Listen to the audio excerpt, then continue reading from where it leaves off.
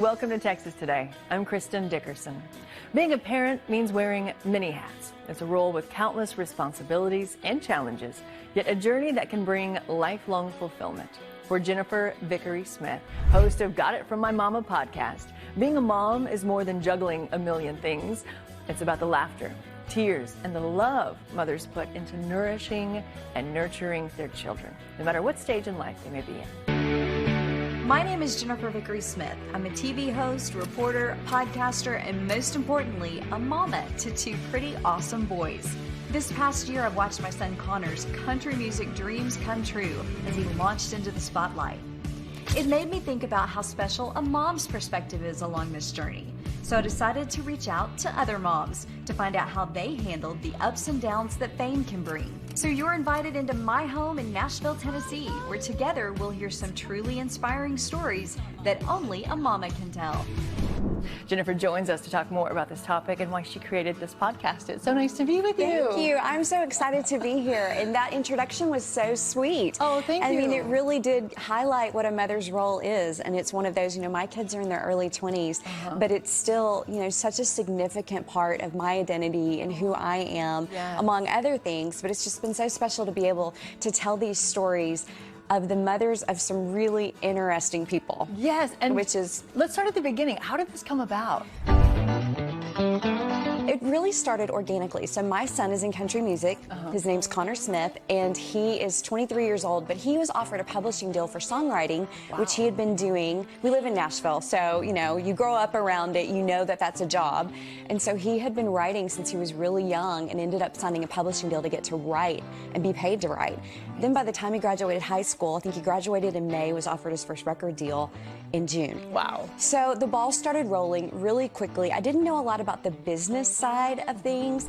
And so I remember I kept thinking, what is it like for these parents when you have people kind of coming after, they see this talent in your child, but then there's agents and managers and touring and all of the things. So I was like, I wish I could talk to other moms. Yeah. Said it out loud, had friends who encouraged me and said, you should talk to other moms. And I have a broadcasting background.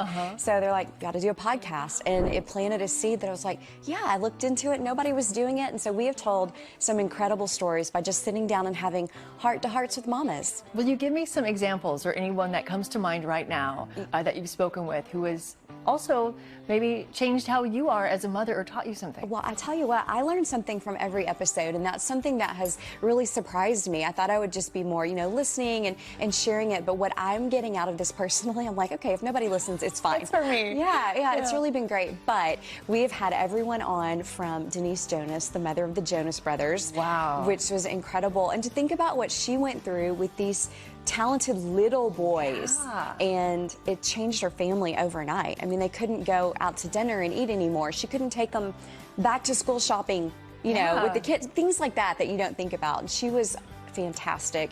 And then we've talked to some fun ones. Of course, I'm in Nashville and a country music girl. So Luke Bryan's mom, Kelsey Ballerini's mom, Thomas Rhett's mom, those kind of stories are out there. But then we also have dipped into some actors and athletes. The athlete episodes have been so popular. We talked to Travis Kelce, Jason Kelce's mom, Madonna, the week that Taylor Swift appeared in the suite for the first time at Arrowhead Stadium. So that was a good one. Yeah. And then, of course, we recently had Patrick Mahomes' mom as they were going to the Super Bowl, and Sonia Curry, Steph Curry's mom. So all of these moms, what they have in common is really supporting big dreams in little kids that ended up, being what they went and did for a career because a mama was in the background cheering them on.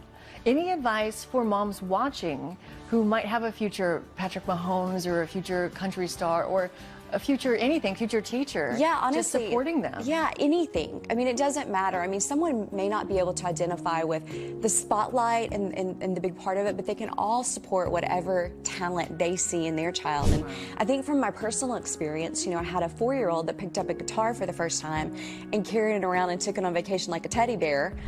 Other kids had a teddy bear, he had a guitar, and I was like, okay, what do we do with this? And then my older son is a video producer, film director. He learned to edit you know, by looking at a YouTube video. Wow. And now today, that's what he does for a living. And we were just like, oh, we'll get you a little video camera. But when he loved it, we upgraded the equipment the next Christmas. We just kind of kept feeding into that passion. And then he was able to study motion pictures in college. And I really think that that's my biggest thing of advice is if you're in those early stages with young kids, feed into their passion, figure out what they love and try it and just see. You never know what might stick. Yes. Let's talk about your YouTube channel. Yeah. Because we can watch you along with listening to you. Yes. So Okay. you can listen to the podcast on any of the apps, Apple, Spotify, you know, all the things.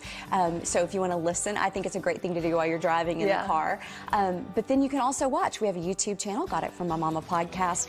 And I think because moms are so often in the background and not in the spotlight, that our listeners and viewers love being able to log onto YouTube and actually watch the interviews. We shoot them in my living room, on the couch.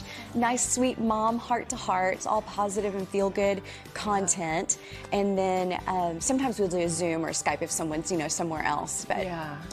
Amazing. Any final thoughts you'd want to share with our viewers while you're visiting? Oh, thank you for asking. This has been such a love project to start. I was telling you when we first met just a little bit ago that I had no idea that it would turn into, and the plans that God had to grow this and to have the opportunity, to give the opportunity for moms to talk about faith, family, fame, the things that are, you know, crucial in all of our lives. So beautiful. Congratulations to you, and it was lovely getting to interview an interviewer. Oh, thank you so much. Yeah, I was just telling you, this side's a little different for me. I'd much rather be talking to you about your life.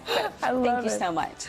To keep up with Jennifer, go online to gotitfrommymamapodcast.com. Here you can also listen to the rest of her podcast interviews.